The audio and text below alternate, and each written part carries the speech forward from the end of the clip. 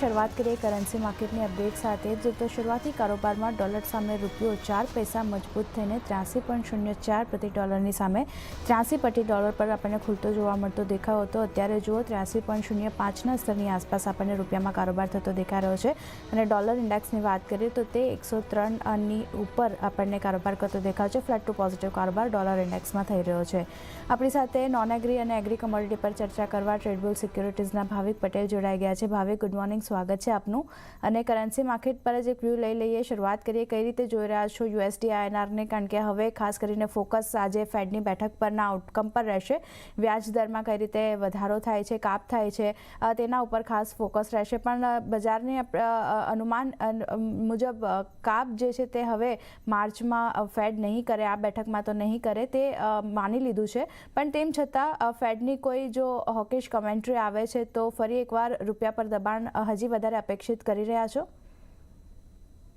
Good morning Aartiji. Yes, આપણે in fact 2 દિવસથી જોઈએ છે રૂપિયો સતત દબાવમાં છે. અત્યારના જોઈએ તો 83 ઉપર છે. અને ડોલર ઇન્ડેક્સનું પણ વાત કરીએ તો થોડુંક રિકવરી જોવા મળી છે. ખાસ કરીને લાસ્ટ 2 મહિનામાં સતત જે યુએસના મોંઘવારીના આંકડા આવ્યા છે અને પીપીઆઈના આંકડા આવ્યા છે એ ધાર્યા કરતાં થોડા વધારે આવ્યા છે. અને આ વખતે ડિસેમ્બર પછી પહેલીવાર આજે ફેડ જે છે એ ડોટ પ્લાન આગળ કરશે કે આગળ જતા એ લોકો કેટલા રેટ કટની એક્સપેક્ટેશન છે. હવે આપણે ડિસેમ્બરની વાત કરીએ, જ્યારે ડિસેમ્બર હતું ત્યારે તો એવું એક્સપેક્ટેશન હતું કે આ વર્ષમાં 5 થી 6 રેટ કટ કરશે. પછી જેમ જેમ માર્ચ સુધીમાં અત્યારના આપણે આવ્યા છે તો હવે એક્સપેક્ટેશન છે કે 3 કરી શકે છે. પણ છેલ્લા 2 વખતથી જે મોંઘવારીના આંકડા સ્ટ્રોંગ આવ્યા છે તો હવે માર્કેટને એવું પણ છે એન્ટિસિપેશન કે મે બી 2 પણ કરી શકે. એટલે ખાસ કરીને આજની જે કોમેન્ટ્રી છે એ બહુ અગત્યની છે. જો આજે થોડું પણ ન્યુટ્રલ સ્ટાન્સ કે હોકી સ્ટાન્સ આપે તો મને લાગે છે કે ગોલ્ડ, સિલ્વર અને કરન્સીમાં ત્રણેયમાં વેચવાલી જોવા મળી શકે છે. બટ હજી પણ આજે લાગી રહ્યું છે કે આજે કરન્સી છે મજબૂત દેખાયું નથી લાગી રહ્યું. ઇનફેક્ટ બાય એન્ડ ડિપ્સની સ્ટ્રેટેજી રાખવી જોઈએ. કારણ કે જ્યાં સુધી આજે આઉટકમ નથી આવવાનું ત્યાં સુધી એટલીસ્ટ ડોલર ઇન્ડેક્સમાં જે તેજી જે છે એ યથાવત રહી શકે છે. કારણ કે એક્સપેક્ટેશન એવી નથી કે 3થી વધારે આવી શકે છે. એક્સપેક્ટેશન એવી છે કે આ વર્ષમાં 3 કાં તો એનાથી ઓછી રેટ કટ આવશે, જે અત્યારના તો ડોલર માટે સ્ટ્રોંગ જ દેખાઈ રહ્યું છે. એટલે કરન્સીમાં આજના દિવસમાં પણ જો 83.03ની આસપાસ આવે છે તો બાયની જ રિકમેન્ડેશન આપીશ ફ્યુચરમાં 83.12ના ટાર્ગેટથી. અને સ્ટોપ લોસ નીચે રાખી શકાય છે 82.95નો. ઓકે, તો ખાસ કરીને ડોલર હજી પણ મજબૂત થતો દેખાઈ શકે છે. વાત કરી લઈએ લેવલ્સની તો 83.03ના લેવલ્સની આસપાસ જોવા મળે છે. તો યુએસડી INRમાં ખરીદદારી કરીને ચાલી શકો છો. ખાસ કરીને બાય ઓન ડિપ્સ કરીને ચાલવાની સલાહ. સ્ટોપ લોસ તમારે 82.95ની આસપાસનો રાખવાનો રહેશે. અને ટાર્ગેટની વાત કરીએ તો 83.12 સુધીના આપણને બનતા દેખાઈ શકે છે. તો યુએસડી INR હજી પણ ડોલર જે છે તે મજબૂત બનતો દેખાઈ શકે છે, જ્યારે રૂપિયા પર થોડું ઘણું દબાણ હજી પણ અપેક્ષિત છે. આગળ વધે અને સોના ચાંદીની ચાલ પર નજર કરી રહીએ. ભાવિક, અહીંયા જે રીતે કારોબાર થઈ રહ્યો છે, કોમેક્સ ગોલ્ડની વાત કરીએ, જે મહત્વના સપોર્ટ લેવલ છે તે અહીંયાથી જાળવી રાખ્યા છે. અને સ્થાનિક બજારની વાત કરીએ તો ત્યાં પણ ફ્લેટ ટુ પોઝિટિવ કારોબાર છે. યુએસ ફેડની અનાઉન્સમેન્ટ પહેલાં એક સપોર્ટિવ લેવલ સોનામાં આપણને જળવાતા જોવા મળતા દેખાયા છે. કઈ રીતે જોઈ રહ્યા છો? અને યુએસ ફેડ બી જેમ તમે કહ્યું તેમ આ મિટિંગમાં તો વ્યાજ દરને લઈને કદાચ કોઈ કાપ નહીં કરે અને ફેડ જે રેટ છે તે જાળવી રાખવાના પ્રયત્નો કરશે. તેને કારણે ગોલ્ડ માટે કહી શકાય એક કોઈ મોટી મૂવમેન્ટ આપણને નહીં જોવા મળે. પણ આજે પોઝિટિવિટી આવી છે, જે આપણે જોયા હતા રેકોર્ડ હાઈના સ્તર આપણે સોનાની કિંમતોમાં જોયા હતા. લાગી રહ્યું છે કે ફરી એકવાર આપણને તે ઉપલા સ્તર જોવા મળી શકે જો ફેડ આ વખતે વ્યાજદરમાં કાપ નથી કરતું તો? યસ, આજે આઉટકમ જ છે કે હવે આગળ જતા ફેડ શું જોઈ રહ્યું છે. કારણ કે એક્સપેક્ટેશન માર્કેટની તો જૂન પછીની જ છે કે જૂનમાં જ છે. બટ જો ફેડનો ડોટ પ્લાન હશે ને થોડુંક એગ્રેસિવ હશે ને 3ના બદલે 2 જો કરશે તો મને લાગે છે કે એકવાર નીજર રિએક્શન જરૂરથી આવશે. બટ ઓવરઓલ આપણે સોનામાં જોઈએ તો ઘણું જ રેસિલિયન્ટ છે કે જ્યાં છેલ્લે આપણે 2 વખતથી જોઈ રહ્યા છે કે ડોલર ઇન્ડેક્સમાં પણ થોડીક તેજી આવી છે, ટ્રેઝરીઝમાં પણ તેજી આવી છે. એની સામે આપણે સોનુંનું જોઈએ તો સોનામાં એટલી વેચવાલી નથી આવી. થોડુંક આપણે એમસીએક્સમાં રૂપિયાને પણ થોડોક સપોર્ટ મળ્યો છે એમસીએક્સમાં. બટ ઓવરઓલ આઈ થિંક હજી પણ મને લાગી રહ્યું છે કે સોનું જે છે એ ઇક્વિશનનું બેઝ એક સારું એક બનાવી ચૂક્યું છે. અને મે બી જો ખરાબ ન્યૂઝ આવશે તો પણ એ જે કરેક્શન છે શોર્ટ લીવ્ડ જ રહેશે ને ફરીથી જે ઓવરઓલ તેજી જે છે સોનામાં યથાવત રહેશે. આઈ થિંક જે આ વર્ષમાં સોનાએ ડિરેક્શન બતાવી દીધું છે અને જેથી તેજીનું જ છે. તો ખાસ કરીને કાલે અને પરમ દિવસ 2 દિવસ ઇમ્પોર્ટન્ટ રહેશે સોના માટે. આજે ફેડનું શું આઉટકમ આવે છે, કેવી રીતે એ લોકો સ્ટેટમેન્ટ આપે છે અને ડોટ પ્લાન શું કરે છે. એમસીએક્સમાં આપણે જોઈએ તો 65,000 નું લેવલ જે હજી પણ જળવાઈ રહ્યું છે. બેડ ન્યૂઝ અને થોડું પ્રોફિટ બુકિંગ છતાં પણ. તો આઈ થિંક જ્યાં સુધી 65,000 બ્રેક નથી કરતું ત્યાં સુધી કોઈની પણ જો જૂની લોંગ પોઝિશન છે તો 65,000 ને એસએલટી બનાવીને બાય કરી શકે છે. અને ઇન્ટ્રાડેમાં પણ જો કોઈ ઘટાડો આવે છે તો ફિક્સ સ્ટોપ લોસથી ઇન્ટ્રાડે પર્પઝથી બાય કરી શકાય છે. મારે રિકમેન્ડેશન રહેશે 65,550 ની આસપાસ સોનામાં.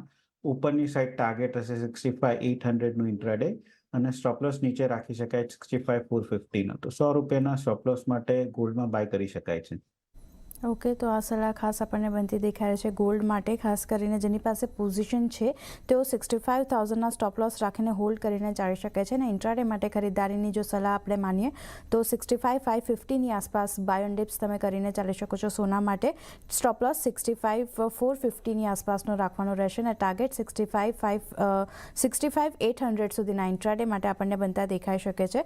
તો ખાસ કરીને ફોકસ આપણને રાખવાનું રહેશે સોના માટે, બાય ઓન ડિપ્સ કરીને ચાલી શકો છો. આગળ વધે અને ચાંદીની વાત કરી લઈએ તો અહીંયા ખાસ કરીને જે લેવલ્સ આપણને બનતા દેખાઈ રહ્યા છે. કોમેક્સ ગોલ્ડની વાત કરીએ, $25ના જે સ્તર હતા તેથી નીચે આપણને અત્યારે કારોબાર થતો દેખાયો છે અને સ્થાનિક બજારમાં પણ ફ્લેટ ટુ નેગેટિવ કામકાજ છે. અહીંયા ખાસ કરીને આપણે વાત કરી લઈએ તો જે રીતે આપણે જોયું છે ભાવિક, બેઝ મેટલ્સ તરફથી પણ ચાંદીને સપોર્ટ અહીંયા નથી મળતો દેખાયો. જે રીતે બેઝ મેટલ્સમાં પણ એક મિશ્ર કારોબાર છે. સિલ્વર આજે ઘટાડો છે, ગઈકાલ સુધી એક પોઝિટિવિટી આપણને બનતી દેખાઈ હતી, પણ આજે $25ના સ્તર આપણને વૈશ્વિક બજારમાં તૂટતા જોવા મળતા દેખાયા છે. અહીંયા કઈ રીતે વ્યૂ રાખવો જોઈએ હવે? I think clearly silver struggle જ કરી રહી છે, કારણ કે જે રીતે ગોલ્ડમાં રેલી જોવા મળી એવી રીતે સિલ્વરમાં નથી જોવા મળી. ઇનફેક્ટ સિલ્વર આપણે જોઈએ તો 25-50ની ઉપર પણ સસ્ટેન ના કર્યું અને અત્યારના જોઈએ તો એની ઇમ્પોર્ટન્ટ સપોર્ટ છે $25, એની નીચે ટ્રેડ કરી રહી છે. તો આઈ થિંક મને લાગે છે કે આ જે વીકનેસ છે કન્ટિન્યુ રહેશે. તો કરંટ માર્કેટ પ્રાઇસથી એટલે હું બાયની તો રેકમેન્ડેશન નહીં આપું, કારણ કે ખાસ કરીને બેઝ મેટલની વીકનેસ પણ આપણને સિલ્વરમાં જોવા મળી રહી છે. અને અત્યારના જે રીતે ચાઇનાથી ડેટા આવ્યા છે, પ્રોપર્ટી માર્કેટના ક્રાઇસિસ આવી રહ્યા છે, એ રીતે પણ કોઈ સિલ્વરમાં કોઈ પોઝિટિવ ન્યૂઝ દેખાઈ નથી રહ્યા. યસ, જો કદાચ ગોલ્ડમાં રેલી થશે કાલે ફેડના પછી તો થોડીક સિલ્વરમાં પણ તેજી જોવા મળી શકે છે. બટ ઓવરઓલ આઈ થિંક જો બાયની પ્રેફર કરવું હશે તો ગોલ્ડ અને સિલ્વરમાં હું ગોલ્ડની જ કમ્પેરિઝન કરીશ અને ગોલ્ડનું જ બાયની રેકમેન્ડેશન કરીશ. ચાંદીની વાત કરીએ તો આઈ થિંક ચાંદી હજી પણ મને વીક લાગી રહી છે, તો સેલ ઓન રાઇઝની રણનીતિ રાખવી જોઈએ. જે અરાઉન્ડ 75,400ની આસપાસ હું શોર્ટને રેકમેન્ડેશન આપીશ 74,800ના ટાર્ગેટથી, અને સ્ટોપ લોસ રાખી શકાય 75,700નો. તો જ્યાં સોનામાં બાય ઓન ડિપ્સની સ્ટ્રેટેજી છે, જ્યાં ચાંદીમાં સેલ ઓન રાઇઝની રણનીતિ છે. ઓકે, તો આ આપણને સલાહ બનતી દેખાઈ રહી છે. ચાંદી માટે સેલ ઓન રાઇઝ કરીને ચાલી શકો છો. 75,400 સુધીના લેવલ્સ એમસીએક્સ પર દેખાય છે, તો સેલ કરીને ચાલો. સ્ટોપ લોસ 75,700ની આસપાસનો રાખવાનો રહેશે અને ટાર્ગેટ ડાઉન સાઇડ 74,800 સુધીના પણ આપણને બનતા દેખાઈ શકે છે. તો ચાંદીમાં વેચવાલી અને સોનામાં ખરીદદારી કરીને ચાલી શકો છો. ક્લિયરલી સોના ચાંદી માટે જે મૂવ છે તે આજે ફેડ કઈ રીતે વ્યાજ દર પર નિર્ણય લે છે, આવતીકાલે કઈ રીતે આપણને અસર આવતી જોવા મળશે તેના ઉપર બેઝ છે. પણ અત્યારે સેલ રાઇઝ ચાંદીમાં કરી શકો છો અને સોનામાં ખરીદદારી કરીને ચાલવાની સલાહ બનતી દેખાઈ રહી છે. આ સાથે જ સમય થયો છે એક વિરામ લેવાનો. વિરામ બાદ એનર્જી પેક અને મેટલ્સની ચાલ પર નજર કરીએ.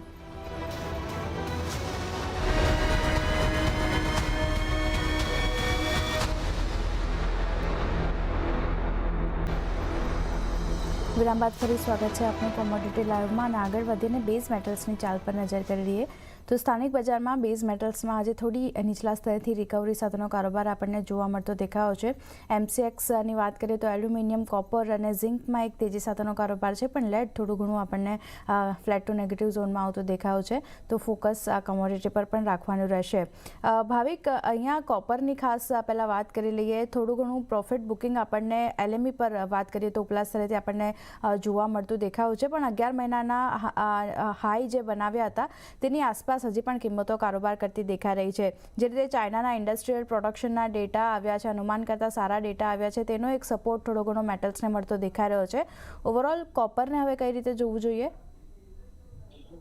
યસ, આથી બે આઈ થિંક ફેક્ટર્સ છે કે જેના લીધે આપણે રિસન્ટ કોપરમાં તેજી જોવા મળી છે. તો ચાઇનાના જે આઈએફના ડેટા થોડા સારા છે અને બીજા છે ચાઇનાના ટોપ કોપર સ્મેલ્ટર્સ છે એ લોકોએ પણ એગ્રી કર્યું છે કે એ લોકો જે જોઈન્ટ છે એ જોઈન્ટલી પ્રોડક્શન કટ કરવાના છે, કારણ કે ત્યાં અત્યારના જોઈએ વોલ્યુમ્સને જે ડિમાન્ડ જે છે એ એટલી બધી સ્ટ્રોંગ નથી. અત્યારના આપણે જોઈ રહ્યા છે કે ત્યાં પ્રોપર્ટીની ક્રાઇસિસ ચાલી રહી છે, એટલે ત્યાંથી કોઈ કોપરની મેજર ડિમાન્ડ નથી આવી. એટલે જે ઘણા બધા સ્મેલ્ટર્સ કંપનીઝ છે એ લોકો પ્રોડક્શન ઓછું કરવાના છે, અને આ ન્યૂઝના લીધે આપણે જોઈ રહ્યા છે કે કોપરમાં 740 થી 760 સુધીની એક તેજી જોવા મળી છે. બટ આજે ક્લિયરલી જોઈએ તો હવે થોડીક જે તેજી છે એ વીક થઈ રહી છે. પ્લસ આજે જે એફઓએમસીની મીટિંગ પણ છે, એટલે એનાથી પહેલા જે મોસ્ટ ઓફની પોઝિશન્સ જે છે એ પણ થોડી હળવી થઈ રહી છે, અને ડોલરની જે સ્ટ્રેન્થ છે એના લીધે પણ બેઝ મેટલ્સમાં થોડીક વીકનેસ જોવા મળી રહી છે. આઈ થિંક મને લાગી રહ્યું છે કે ઓલરેડી કોપરમાં સારો એક રનઅપ થઈ ચૂક્યો છે, અને અહીંયાથી હવે હું એકવાર થોડુંક શોર્ટ કરવાની રેકમેન્ડેશન આપીશ, કારણ કે મને લાગી રહ્યું છે કે અહીંયાથી સ્લાઇટ પ્રોફિટ બુકિંગ હજી પણ કન્ટિન્યુ રહી શકે છે. તો 761ની આસપાસનું શોર્ટને રેકમેન્ડેશન આપીશ. નીચે 748ના ટાર્ગેટ રાખી શકાય છે, અને ઉપર 767નો સ્ટોપ લોસ રાખી શકાય છે. ઓકે, તો ખાસ કોપર માટે આ સલાહબંધી દેખાઈ રહી છે. જે મોટો તેજી આપણે જોઈ હતી, મોટી તેજી કોપરમાં, તે હવે થોડી ઘણી ઓછી થતી દેખાય છે. પ્રોફિટ બુકિંગના કારણે સેલ તમે અહીંયા કરી શકો છો કોપર માટે. ખાસ કરીને 760-761ના લેવલ્સમાં જોવા મળતો દેખાઈ શકે છે. તો કોપરમાં તમે વેચવાલી કરીને ચાલી શકો છો. ટાર્ગેટ 748ના રાખીને ચાલી શકો છો, અને સ્ટોપ લોસની વાત કરીએ 767નો સ્ટોપ લોસ તમે ધ્યાનમાં રાખી અને કોપરમાં સેલ કરીને ચાલવાની સલાહબંધી દેખાઈ રહી છે. પણ ભાવિક, એલ્યુમિનિયમની વાત કરી લઈએ. ફંડામેન્ટલ અહીંયા થોડા ઘણા સપોર્ટિવ આપણને થતા દેખાઈ રહ્યા છે, પણ હજી પણ કિંમતોમાં આપણને એટલી બધી તેજી નથી જોવા મળી. અહીંયા કઈ રીતે વ્યૂ રાખવો જોઈએ? એલ્યુમિનિયમ આપણે જોઈએ તો એલએમઈમાં જે ઇન્વેન્ટરીઝ છે હજી પણ વધારે છે. આઈ થિંક જ્યાં સુધી ઇન્વેન્ટરીઝ ઓછી નથી થતી ત્યાં સુધી મને નથી લાગતું કે મેજર અપસાઇડ મૂવ જોવા મળી શકે. ઇનફેક્ટ બધા જ બેઝ મેટલ્સમાં આપણે જોઈએ તો એલ્યુમિનિયમ ઘણું જ લેગર્ડ છે, કે જ્યાં છેલ્લે એટલીસ્ટ 2 વીકમાં જોઈએ છે તો ઝિંક છે, કોપર છે, એમાં થોડુંક રનઅપ જોવા મળ્યું છે. પણ એલ્યુમિનિયમમાં હાર્ડલી 2 થી 3% અપ જોવા મળી રહ્યું છે, અને હજી પણ અહીંયાથી પણ ટેકનિકલી જોઈએ તો ક્લિયરલી 206-208નું એક હર્ડલ છે, જે કેટલા વખતથી એ બ્રેક નથી કરી શકતો. આઈ થિંક એલ્યુમિનિયમમાં જ્યાં સુધી ઇન્વેન્ટરીઝ ઓછી નથી થતી ત્યાં સુધી મને કોઈ મેજર અપસાઇડ જોવા નથી મળતો. તો એલ્યુમિનિયમમાં પણ મારે રિકમેન્ડેશન સેલની જ છે.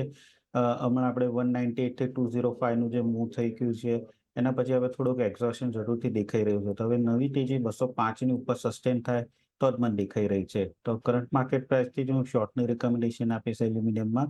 205નો સ્ટોપ લોસ રાખી શકાય છે, અને નીચે 201થી 200નો ટાર્ગેટ રાખી શકાય છે.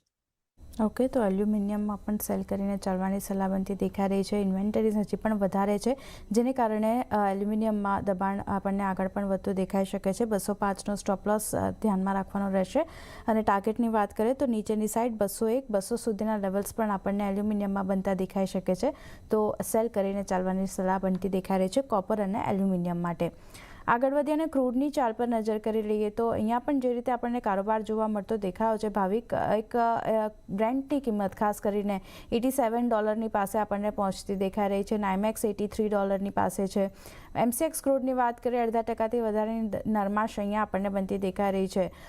5 મહિનાના ઉપલા સ્તરની પાસે આપણે બ્રેન્ટમાં કારોબાર થઈ રહ્યો છે. સતત ત્રીજો દિવસ જોઈએ તો એક ઉછાળો આપણને બનતો દેખાયો છે ક્રૂડની કિંમતોમાં.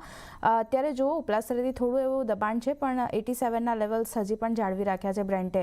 ઓવરઓલ કઈ રીતે જોઈ રહ્યા છો ક્રૂડને? આઈ થિંક ઓવરઓલ મને લાગે છે કે હજી પણ તેજી છે. ઇનફેક્ટ બધા જ ફેક્ટર્સ જે છે એ તેજી તરફ જ દર્શાઈ રહ્યા છે. હાર્ડલી કોઈ ફેક્ટર છે કે જે દેખાઈ રહ્યું છે કે અહીંયાથી કરેક્શન થઈ શકે છે. સૌથી પહેલા તો આપણે જોઈએ કે જે રીતે યુક્રેને રશિયન રિફાઇનરીઝ છે એના ઉપર અટેક કરે છે ડ્રોનથી, એના લીધે છેલ્લા 2 થી 3 દિવસમાં આપણે જોઈ રહ્યા છે કે ક્રૂડમાં ઉછાળો જોવા મળી રહ્યો છે. સેકન્ડ આપણે જોઈએ તો જે રિફાઇનરીઝના એટેક છે એના લીધે નિયરલી 350,000 બેરલ્સ જે રશિયા એક્સપોર્ટ કરતું હતું એ ઓછું થઈ ગયું છે, અને આની સ્પીલ ઓવર ઇફેક્ટ પ્રોડક્ટ માર્જિનમાં પણ આવી રહી છે, અને પ્રોડક્ટ માર્જિન વધી રહી છે, કે ધેટ મીન્સ કે આગળ જતા પણ એક્સપેક્ટેશન છે કે ક્રૂડ મોંઘું થઈ શકે છે. ઓપેકના ડેટા જોઈએ તો જાન્યુઆરીથી ફેબ્રુઆરીમાં આપણે જોઈએ તો સાઉદી અરેબિયા અને ઈરાન છે એ લોકોએ પણ પ્રોડક્શન હજી ઓછું જ રાખ્યું છે, અને જે રીતે લોકોએ પ્રોડક્શન કટ એક્સટેન્ડ કરી છે એ રીતે પણ આગળ જતા થોડું ખેંચતાણી તો રહેવાની જ છે ક્રૂડમાં. અને અહીંયાથી પણ આપણે જોઈએ તો કોઈ મેજર ક્રૂડમાં ડિમાન્ડ દેખાઈ નથી રહી અત્યારના. ઓવરઓલ સપ્લાય જે છે એ થોડું ઘટી જ રહ્યું છે, એટલે આઈ થિંક નેટ હજી પણ ક્રૂડમાં મને લાગે છે કે ત્રીજી તો મળી શકે છે અને બ્રેન્ટ 88 થી $90 આસપાસ આવી શકે છે, ત્યાંથી થોડોક કુલ ઓફ થઈ શકે છે. બટ ઇન્ટ્રાડે હજી પણ કોઈ સેલની સિગ્નલ દેખાઈ નથી રહી, એટલે આઈ થિંક બાઉન્ડરીની સ્ટ્રેટેજી રાખવી જોઈએ. તો ક્રૂડમાં પણ 68.40ની આસપાસ હું બાયની રિકમેન્ડેશન આપીશ 68.90ના ટાર્ગેટથી, અને સ્ટોપ લોસ રાખી શકાય 6800નું. ઓકે, તો ક્રૂડમાં ખરીદારી કરીને ચાલવાની સલાહબંધી દેખાઈ રહી છે. ઘટાડો આવે છે તો ત્યાં તમે ખરીદારી કરીને ચાલો. 68.40ના લેવલ્સની આસપાસ જો મળે છે તો ક્રૂડમાં ખરીદારી કરવી જોઈએ.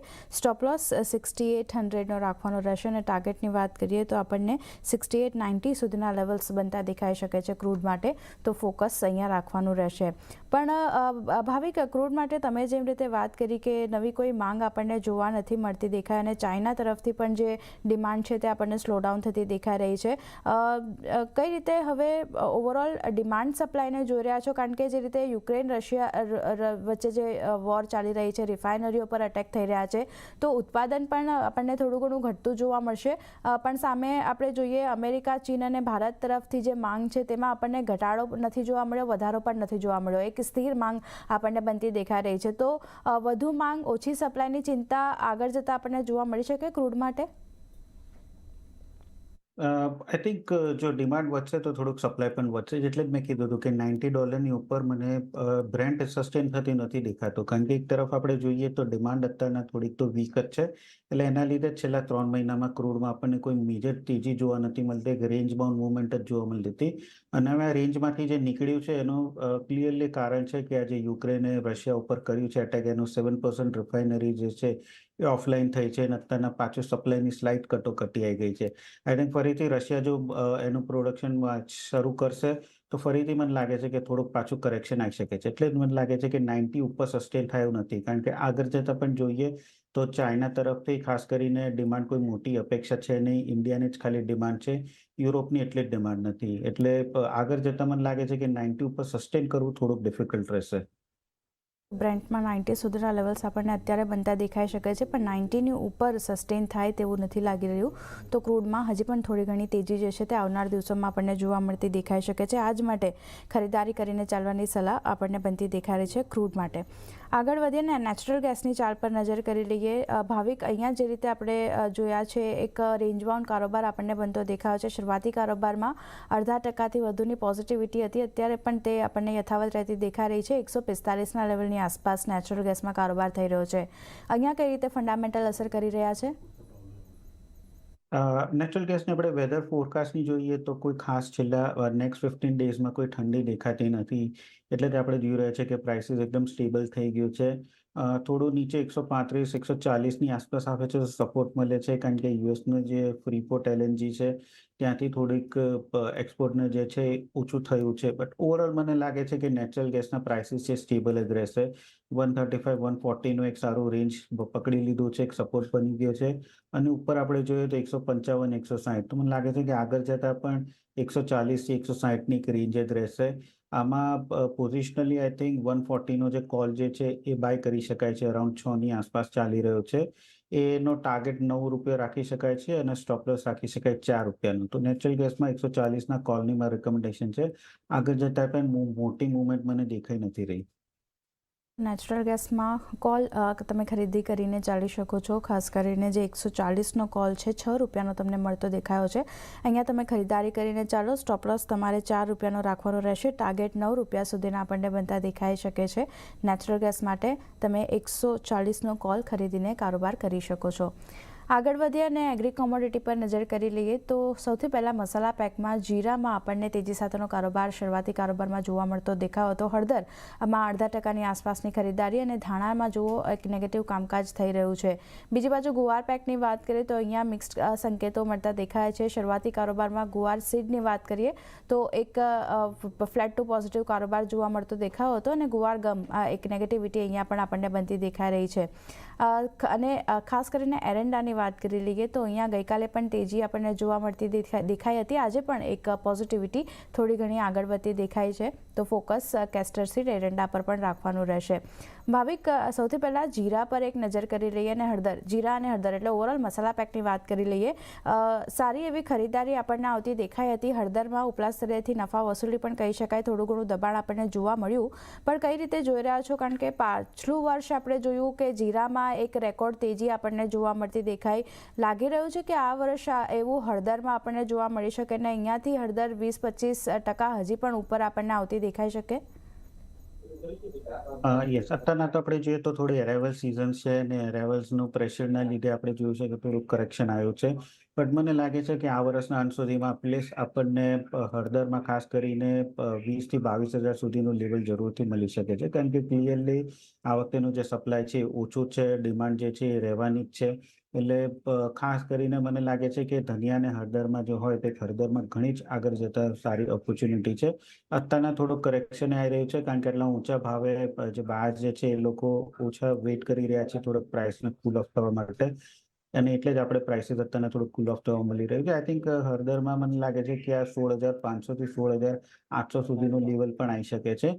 તો ત્યાંથી એકવાર હું રિકમેન્ડ કરીશ કે બાય કરી શકાય છે 19,000ના ટાર્ગેટથી, અને નીચે 16,000નો સ્ટોપ લોસ રાખી શકાય છે. જીરાની વાત કરીએ તો જીરામાં મને બહુ મેજર અપસાઇડ દેખાઈ નથી રહ્યો. આ વખતે બમ્પર ક્રોપ છે એટલે ક્લિયરલી જીરામાં આપણને 1,000-1,500ની મૂવમેન્ટ જોવા મળશે. બટ ટ્રેડેબલ મને નથી લાગતો કે આ વર્ષ ક્વોન્ટિટી રહી શકે છે.